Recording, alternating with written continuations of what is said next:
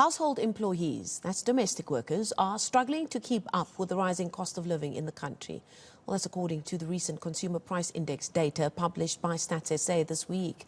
It shows that domestic worker wages in South Africa are tracking far below headline inflation.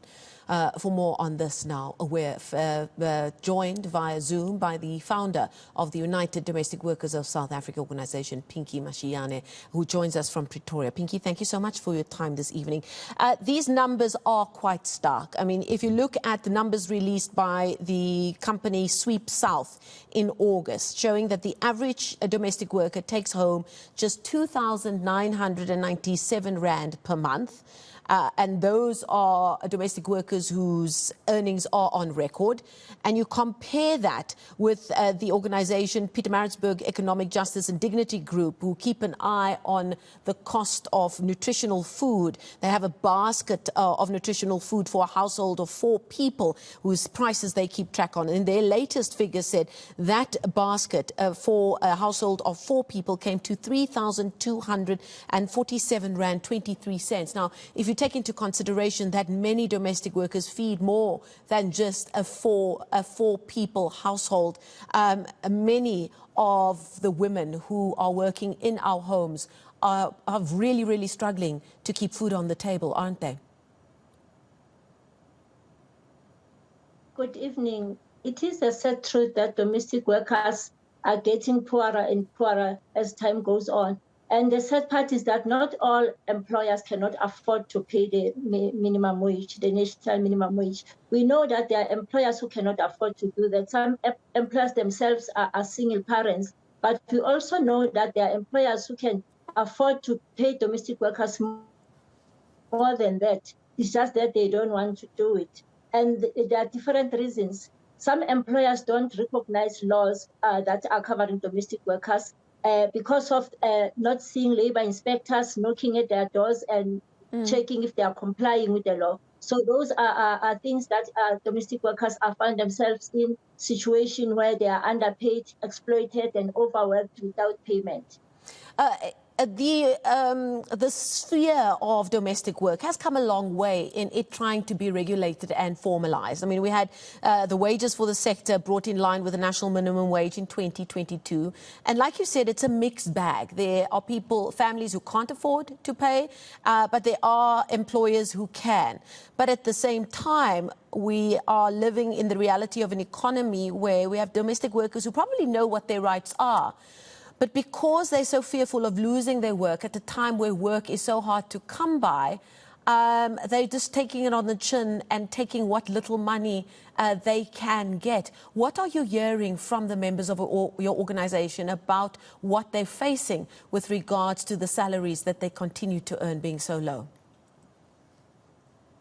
There is a domestic worker who contacted me a few weeks ago that she asked for an and she was dismissed by the employer. I advised her to take the case to CCMA. It's also happening with many domestic workers who fear to lose their jobs. They will say half of a bread is better than nothing, of which is very unfair because those who are sleeping out are working for transport. They are working for transport. They can't buy decent food for their families. Their children at school, they don't even have uniform. Others are given old uniforms by other school children. It is very sad and difficult for domestic workers.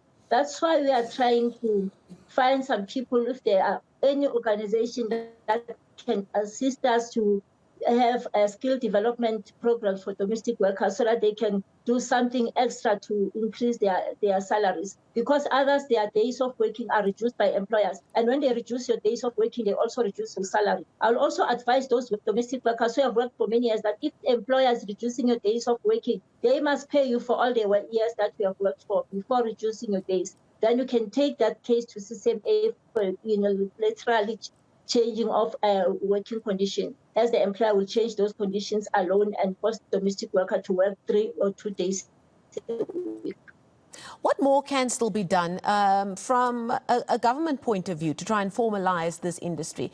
One almost gets the feeling that because this is a type of work that happens in the intimacy of a home, of a family, in your kitchen, in your bedrooms, in your bathrooms, that because it's not a formal office environment where your attendance gets ticked off, there's an HR department and that kind of thing, that people don't even think of treating it with the respect that domestic work deserves.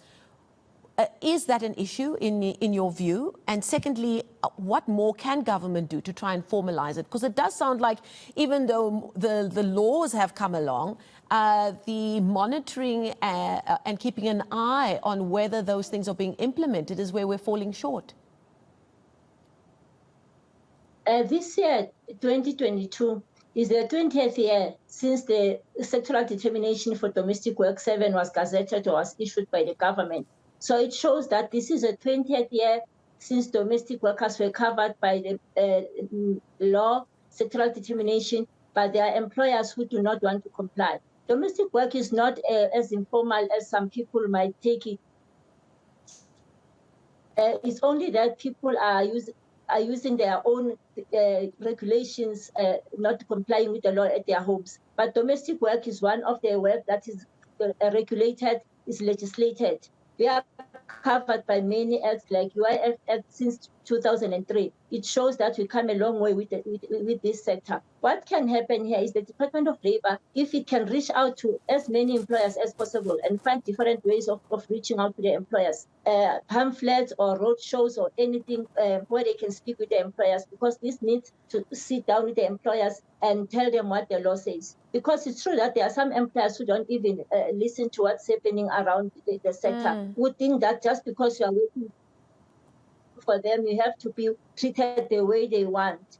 So, and also domestic workers have the right to stand up, to speak, to approach their employers. These people is an intimate relationship between a domestic worker and an employer. Domestic work should find a way to sit down with their employers and approach them politely about how expensive things are. Some will find that after explaining to the employers will feel for them and they might get increase or they might get the national minimum wage. It's only that they don't know how to approach them. Lack of education, lack of knowledge is what's happening around many domestic workers, because we have few domestic workers who are in unions. Many of them are still in the dark. Indeed, information being key. Thank you so much for your time this evening. That's the founder of the United Domestic Workers of South Africa, Pinky Mashiane, joining us virtually there from Pretoria.